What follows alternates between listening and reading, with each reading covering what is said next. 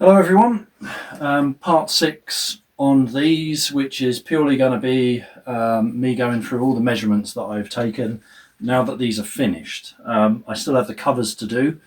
I've got to repair the bird cage, as I call them, which is this elaborate frame made out of, I think it's like inch by inch batten with loads of brackets and bits and pieces. Quite elaborate really, so I've got to repair that because it's broken in a number of places, and then recloth it. And the last pair I did were quite tricky to recloth and to keep the grain of the cloth all running nice and straight. Hang on a sec.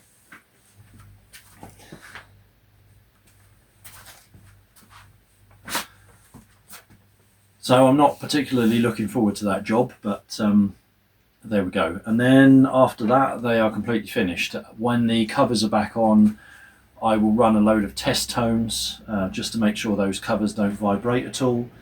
The last pair I put some felt and bits and pieces inside to kind of stop that happening. But yeah, sonically, cosmetically, the cabinets are now done. So our nice new B139 Falcon Acoustics woofers are in there, crossover modification, which is pretty minor. To integrate these properly, you do have to modify the circuits for the mid-range tweeter and super tweeter to knock them down a little bit, but not much. And the way these work, it's just great. I love these drivers. I'm definitely going to do a couple of one-off builds with them.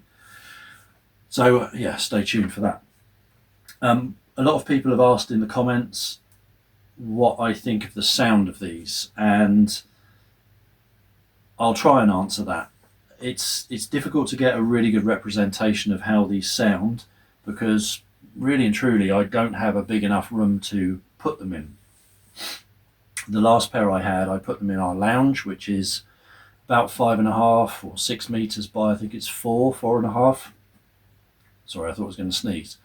So it's quite a big space, and if you turn them up and drove them hard, I mean they can produce so much bass they can just overload the room, but not as much as you'd think. The bass on these speakers is very controlled. It extends incredibly deep.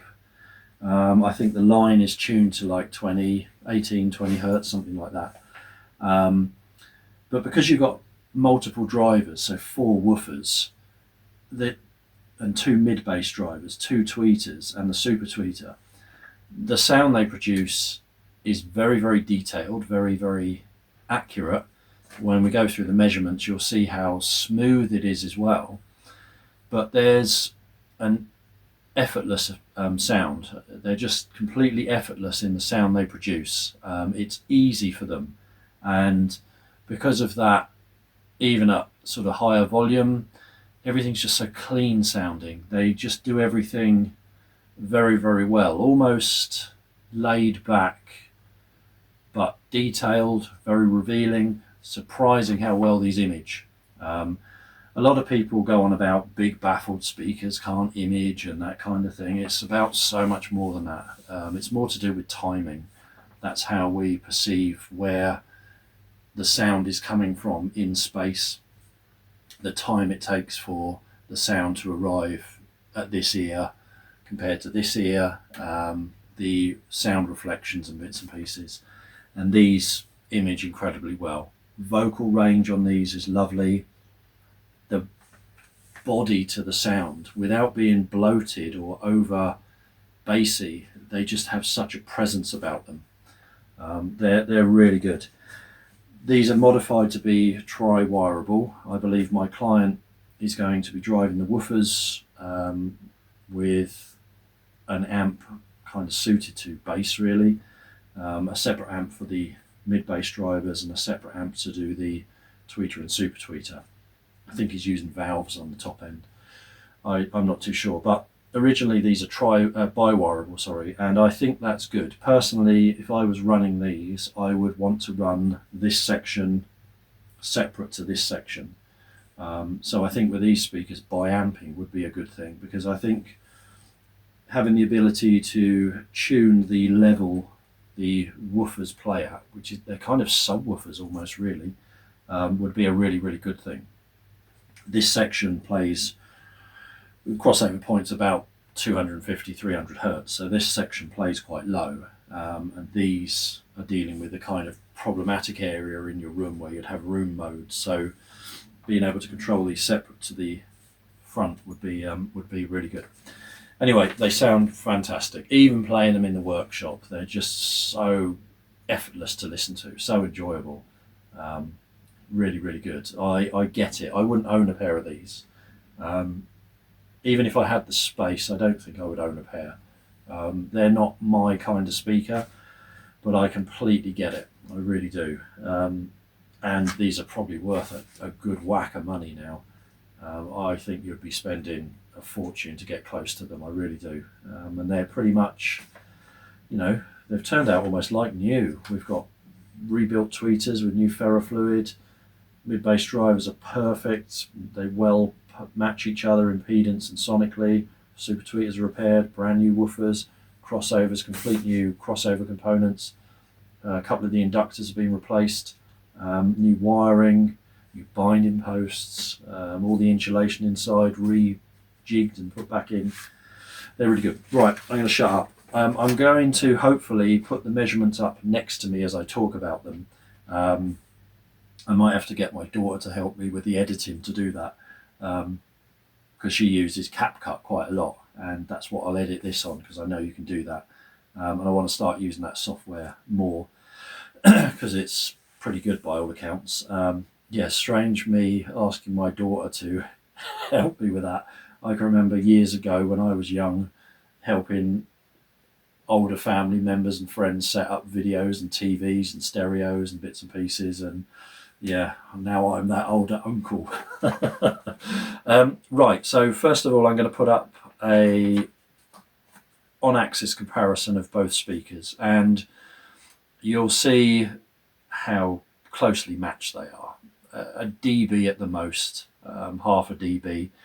Some of those ripples settle out when the crossover components have bedded in, capacitors have formed up. That really is a thing. It's measurable. I can see it. If I put new crossovers in a speaker and take measurements and then listen to them for a week, take measurements again in exactly the same environment, those little ripples you see here and there have just smoothed out. So yeah, the on-axis comparison, they match each other absolutely perfectly. They really do.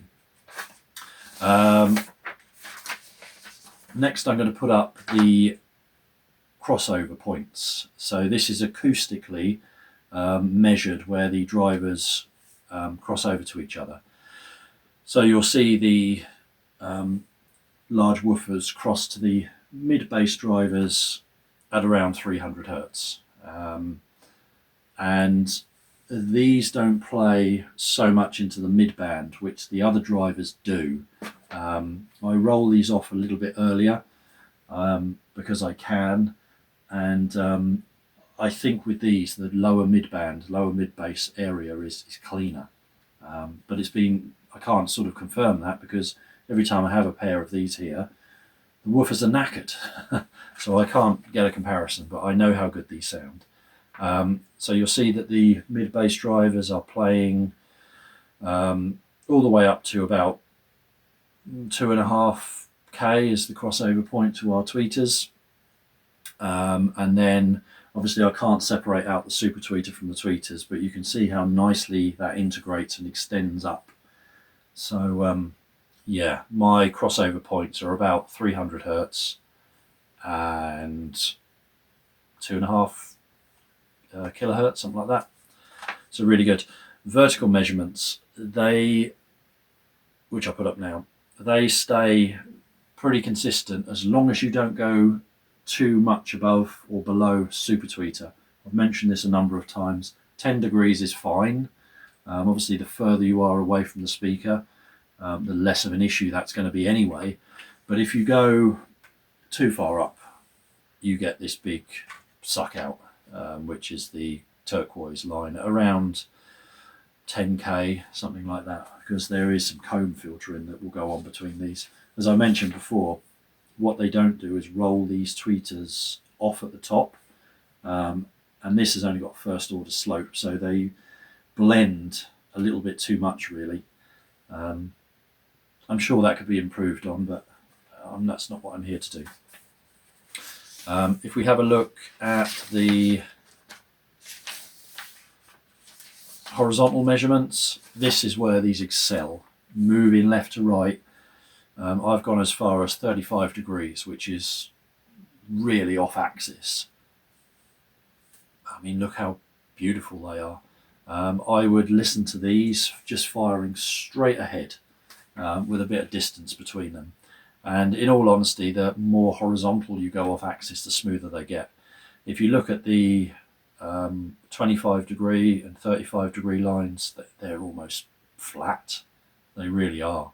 On axis, I would say these are probably plus minus 2.5 dB, something like that. But you go off axis, that just improves horizontally. They're so good like that. They really are. As long as you get the seating height correct, moving left to right, no issue whatsoever. And the last measurement I took is the spectral decay. And I'm using quite a tight time window here, and they're clean as anything. Here's that measurement. They really are. They're solid cabinets, no real stored energy. Yeah, they're just fantastic. So yeah, really pleased with how these have turned out. So next video we'll do the covers, and then I have to build crates for these because they're going abroad, and I'm very nervous about. I'm not shipping these. My client is arranging all of that, which is great. So I've just got to get them in crates, some really nice, well padded crates, and then off they go. Right, catch you soon.